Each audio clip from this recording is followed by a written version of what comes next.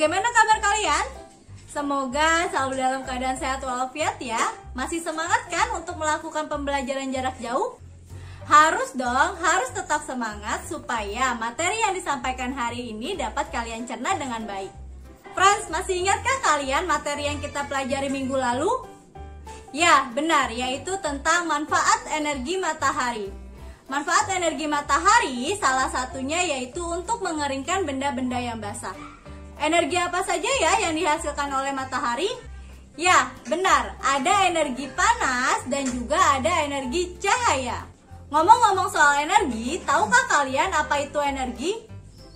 Ya, energi adalah kemampuan untuk melakukan suatu kegiatan atau usaha. Contohnya, kita sebagai manusia membutuhkan energi untuk melakukan suatu kegiatan. Nah, sumber energi yang kita butuhkan yaitu dari makanan. Nah, makanan inilah yang nantinya akan diolah di dalam tubuh kita sehingga menjadi sebuah energi dan kita dapat melakukan semua kegiatan yang kita inginkan. Lalu, apa yang dimaksud dengan sumber energi?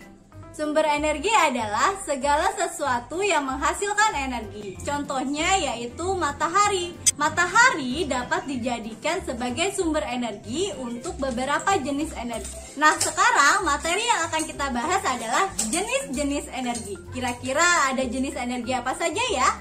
Yuk kita simak bersama-sama. Jenis-jenis energi yang akan kita bahas kali ini ada 6 ya friends. Ada energi panas, ada energi cahaya, energi listrik, energi bunyi, energi gerak, dan kimia. Energi panas. Maksud dari energi panas yaitu energi yang dihasilkan oleh benda yang panas.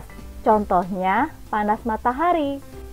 Energi panas dari matahari sangat bermanfaat bagi makhluk hidup untuk mengeringkan benda-benda yang basah, membantu proses fotosintesis, dan masih banyak lagi loh.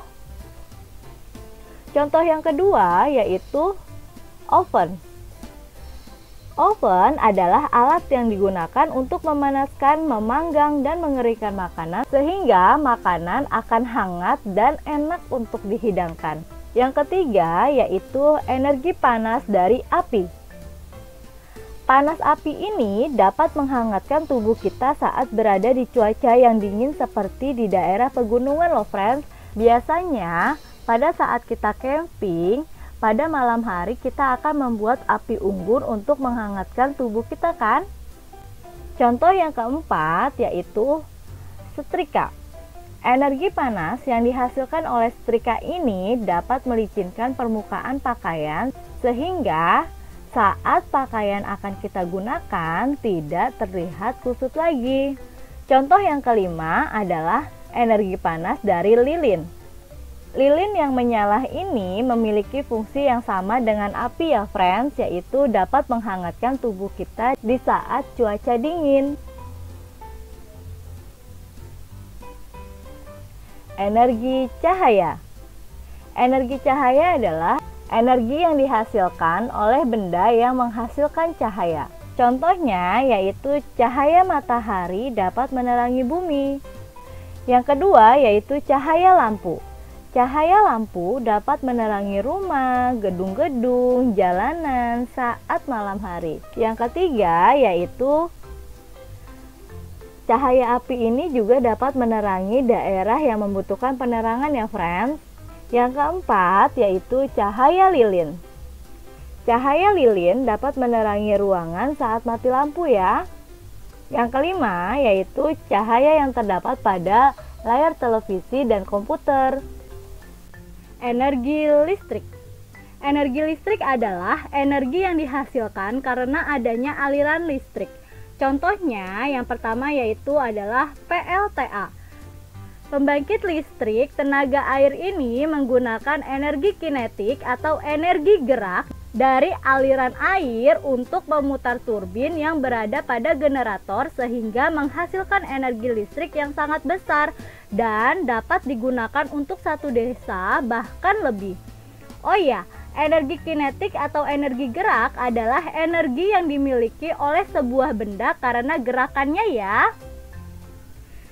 Yang kedua yaitu adalah PLTU. PLTU adalah pembangkit listrik tenaga uap. Pembangkit listrik tenaga uap ini sama dengan PLTA yang mengandalkan energi kinetik atau energi gerak dari uap panas untuk menghasilkan energi listrik. Pemanfaatan energi ini sebenarnya hampir mirip dengan cara kerja PLTA, di mana tenaga penggeraknya menggunakan sebuah generator yang akan dihubungkan ke turbin pembangkit yang kemudian diolah menjadi tenaga listrik. Untuk pembangkit listrik tenaga uap sendiri sebenarnya menggunakan bahan bakar yang berasal dari batu bara atau minyak bakar yang berasal dari energi fosil.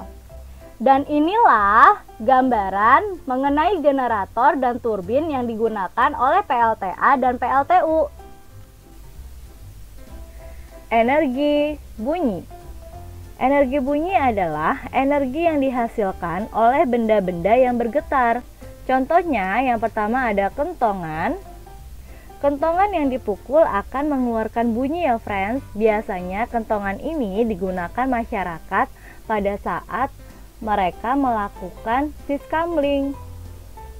Yang kedua yaitu televisi. Televisi yang menyala akan mengeluarkan bunyi sehingga kita dapat mengerti acara yang sedang berlangsung. Yang ketiga yaitu radio. Radio yang menyala juga akan mengeluarkan bunyi sehingga kita dapat menikmati dan mendengar acara yang sedang kita putar ya. Yang keempat yaitu alat musik. Semua alat musik yang dimainkan akan mengeluarkan bunyi sehingga dapat terdengar irama musik yang indah. Contoh yang terakhir yaitu sirine. Sirine ini akan mengeluarkan bunyi jika dinyalakan. Dan sirine ini untuk menandakan keadaan yang genting atau darurat ya friends. Energi gerak. Energi gerak adalah energi yang dihasilkan oleh benda-benda yang bergerak. Setiap benda yang bergerak memiliki kecepatan disebut sebagai benda yang memiliki energi gerak.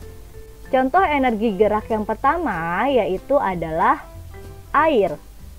Gerakan air yang mengalir ke bawah sehingga dapat menggerakkan turbin pada generator yang digunakan oleh PLTA. Yang kedua yaitu adalah angin. Tiupan angin yang dapat menggerakkan kincir angin. Energi kimia. Energi kimia adalah energi yang dihasilkan dari bahan makanan dan bahan bakar. Energi ini dihasilkan oleh reaksi kimia atau membentuk sebuah reaksi kimia. Contohnya yang pertama yaitu adalah makanan. Makanan merupakan sumber energi kimia di dalam tubuh.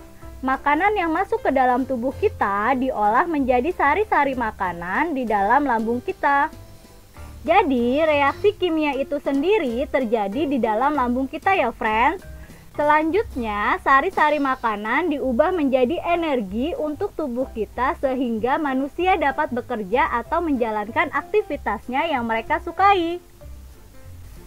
Yang kedua adalah baterai. Baterai menjadi salah satu contoh energi kimia karena terdapat senyawa kimia yang dapat membuat baterai ini dapat berfungsi untuk menggerakkan mainan dan berbagai alat elektronik. Yang ketiga adalah aki. Aki atau akumulator adalah sebuah alat yang dapat menyimpan energi listrik dalam bentuk energi kimia. Aki ini berfungsi sebagai media penyimpan dan menyuplai arus listrik pada saat kendaraan di starter dan pemasok arus listrik saat untuk kebutuhan lampu-lampu kendaraan. Yang keempat yaitu minyak bumi. Minyak bumi ini akan diolah terlebih dahulu dalam bentuk bahan bakar seperti bensin yang digunakan untuk menggerakkan kendaraan bermotor. Nah, itulah jenis-jenis energi yang kita manfaatkan dalam kehidupan sehari-hari. Walaupun banyak energi di bumi ini, namun kita harus tetap bijak ya dalam memanfaatkannya agar kehidupan di bumi ini dapat berlangsung dengan baik. Friends, alhamdulillah ya, kita sudah selesai membahas jenis-jenis energi. Semoga materi yang Miss Mutia sampaikan hari ini dapat dengan mudah kalian pahami. Miss Mutia akhiri, wassalamualaikum warahmatullahi wabarakatuh. Bye!